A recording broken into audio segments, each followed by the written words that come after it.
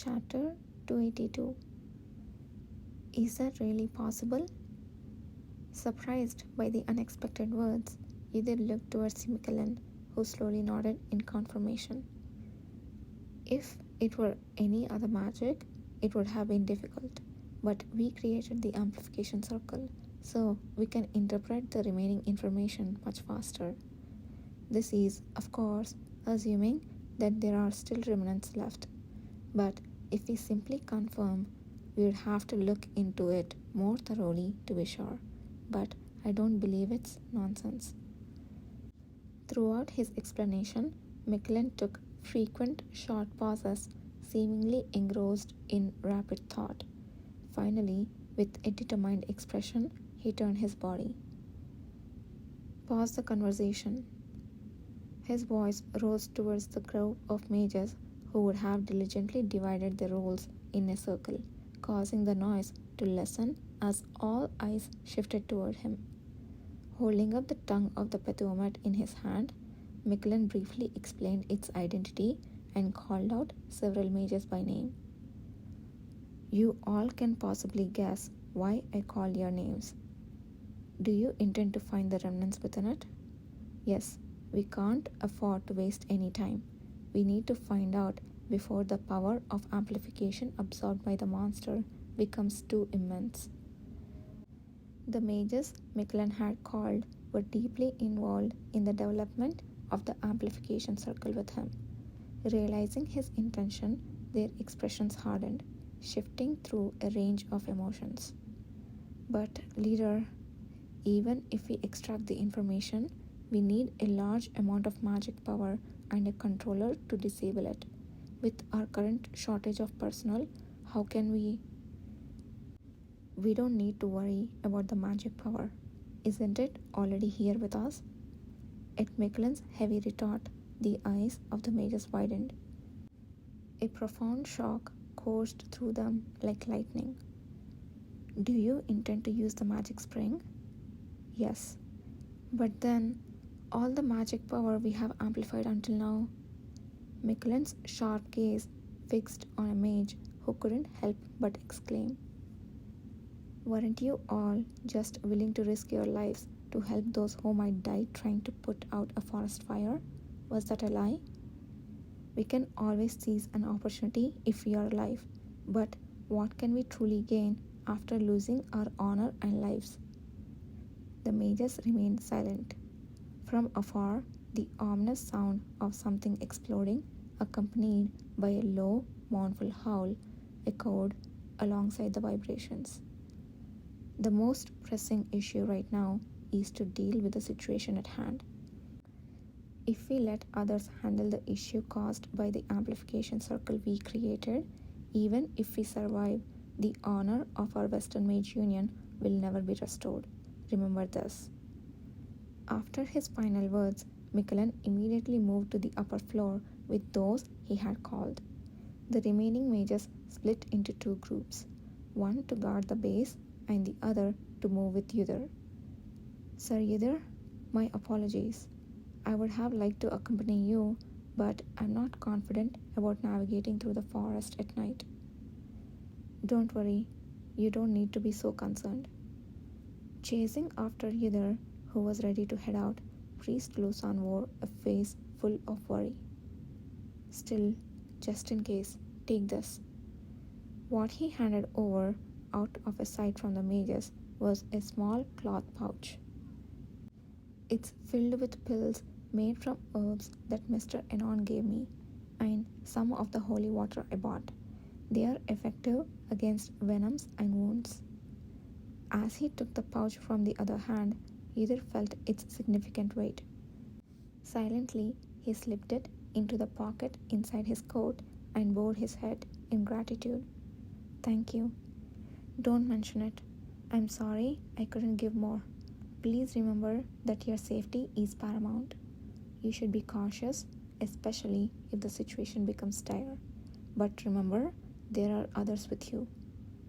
Upon hearing Lusan's words, faces of his comrades, whom he hadn't considered in the light of an urgent situation, flashed through his mind. By the time the night passed and the dawn broke, it would be time for Kishi to return as promised. Were they, by now, on their way back after delivering a Jane to his destination? Had they encountered enemies or monsters along the way? Would Kishir be alright? Yes, I'll be careful. After mentally erasing the last expression he had seen on the other's face, Either quietly turned away. The mages, who had agreed to synchronize their movements with him, followed him with solemn expressions. Either's goal was to sort out the situation before Kishir returned. However, as always, things didn't necessarily go as desired. Either left the protective magic circle that encased their base, heading toward the magic spring along the established route. Before long, a few tiny Pathomets appeared, but he left them to the mages to take care of and continued moving without delay.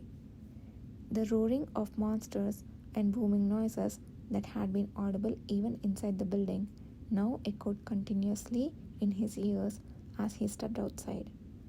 The sounds were terrifying. The surrounding great serene forest was trembling and the landscape was crumbling. Although the mages faltered as if frightened, Yudhir didn't hesitate. He urged them to quicken their pace while he listened to the brief description of the local landscape. The information he wanted was the location of the highest ground nearby. If we go further north from here, there is a high hill. Of course, the path up there is entangled with trees, making it not easy, but among the rocky terrains, it's the highest.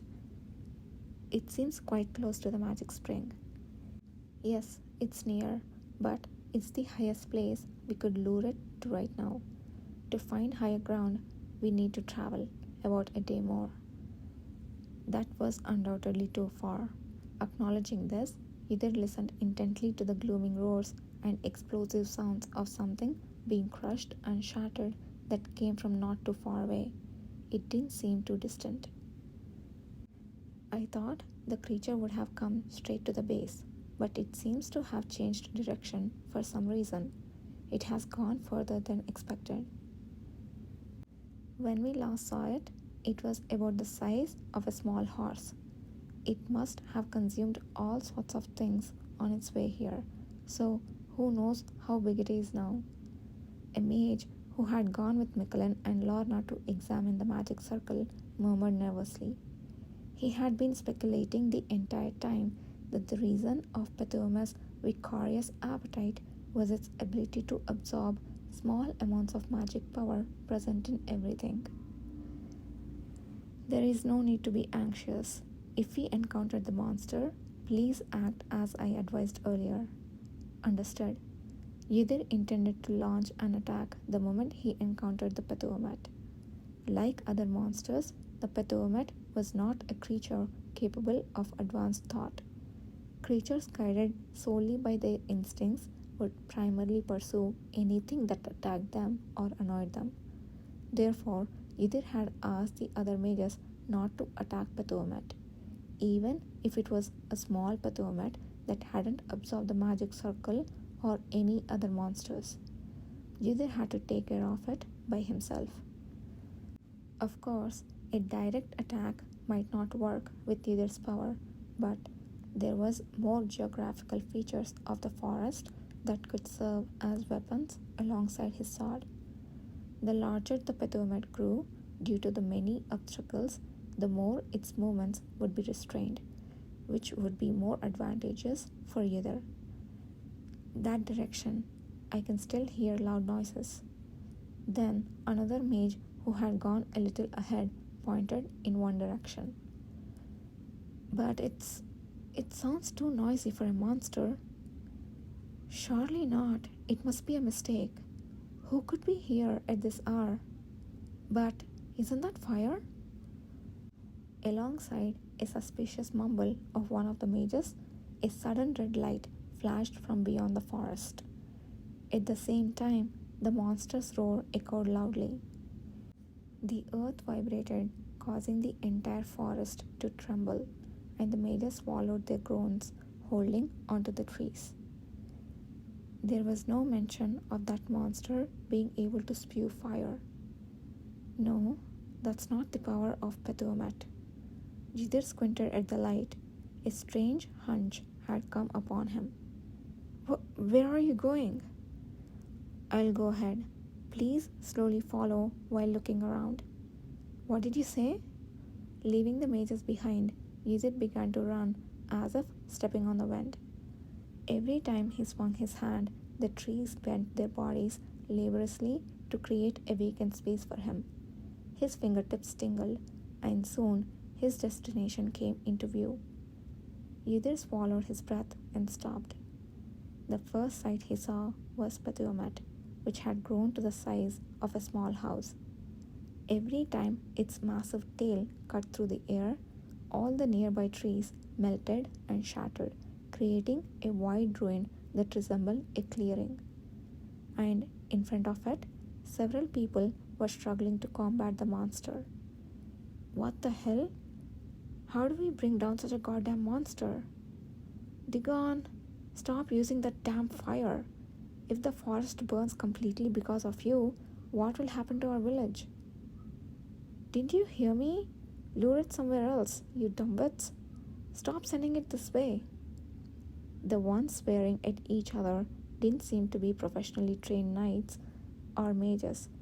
They varied in ages and gender, but with Pethumat spewing its body fluid to attack, they each demonstrated their abilities and retreated in an instant.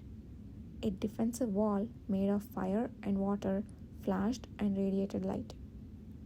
Awakeners. He realized right away they were Awakeners.